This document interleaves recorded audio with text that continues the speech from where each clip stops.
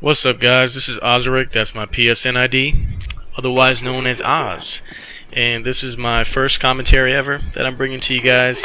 I know I told my friends I'd start making commentaries, and I finally got my mic, so here we go. What I want to do today is I want to go ahead and jump into a topic, camping versus rushing, and my game style.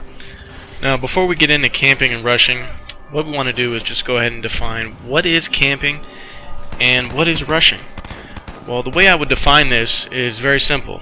I don't think of it as a single thing. I don't think of someone that's just being a camper or just being a rusher. I think there's a... Well, actually, let me back up. I think of it as playing cautiously versus playing aggressive. And I think everything's on one big sliding scale, where one spectrum is being overly cautious.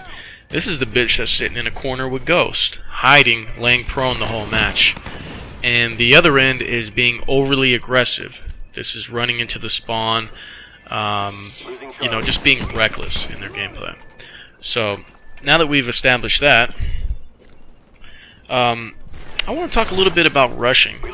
To me, a lot of people always say, oh, you have no skill, you were a camper, when in reality, I think a rusher actually would have less skill.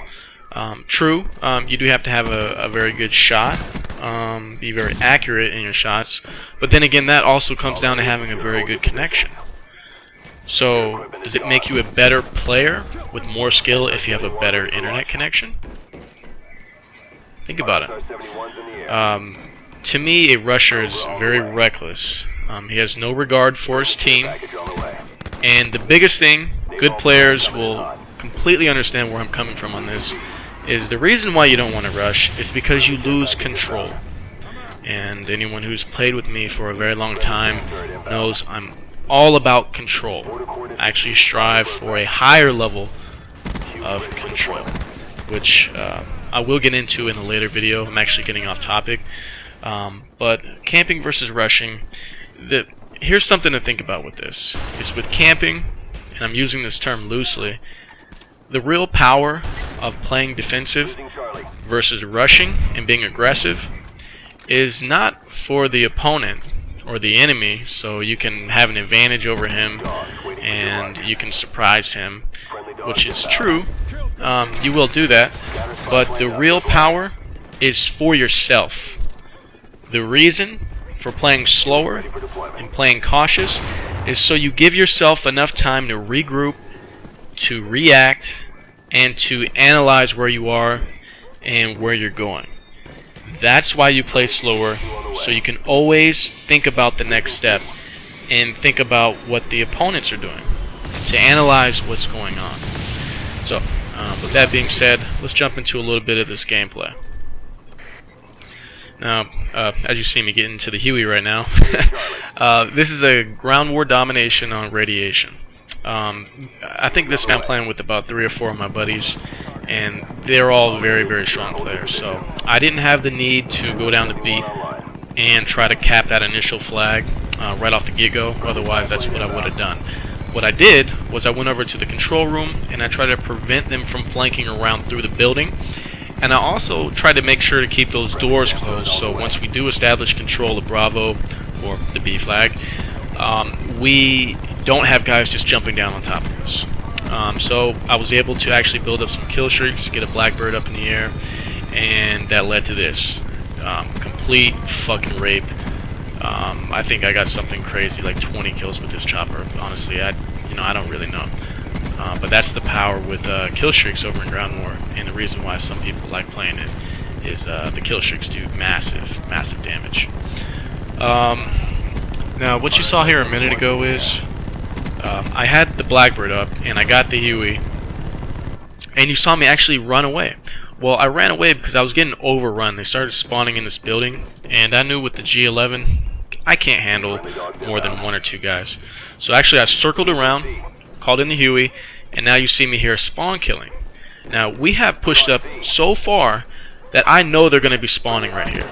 And we got a Blackbird, so I'm just waiting, boom. You see me just picking them off over and over. So what you see me doing is actually a technique some people do in Demolition. When you see them going, 100, 200 kills. When you look into an enemy spawn point, if you know that's where they're going to pop up, make sure you don't look directly at the spawn point, because they'll never spawn there. So what you do is you just kind of fade around the corner and then fade back in and look, and chances are they will pop up there. So because I know some of our teammates are over towards the other end, and the flag positions based off of what we have capped versus what the enemy has, I know they're likely to spawn here. So I know if I'm not looking, that spawn point is now activated. So here I am, checking over and over, and I ended up picking up a couple of them. As you see right here, I get another one. Pretty much, looks like this is one of those games where the enemy just can't fucking do anything. This is worse than Demolition for me. When you're on ground war and you're getting spawn trapped, it's no wonder sometimes you end up fucking 3-on-8, 3-on-9, because this is just ridiculous. I mean, Blackbird is the most retarded fucking kill streak in this game.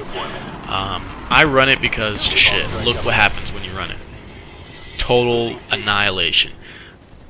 The other team can't do anything. And, you see me still doing it here. I'm just waiting on some guys, watching this front entrance. I see they're spawning. And keep double checking that back corner. No one's there. Kind of running out of shit to talk about. This game's about to end, about to wrap up. Final score was 55-1. Still had dogs and chopper left. Could have been 80 or 90 kills, but we ran out of time. But anyways, it's your boy OZ, signing out.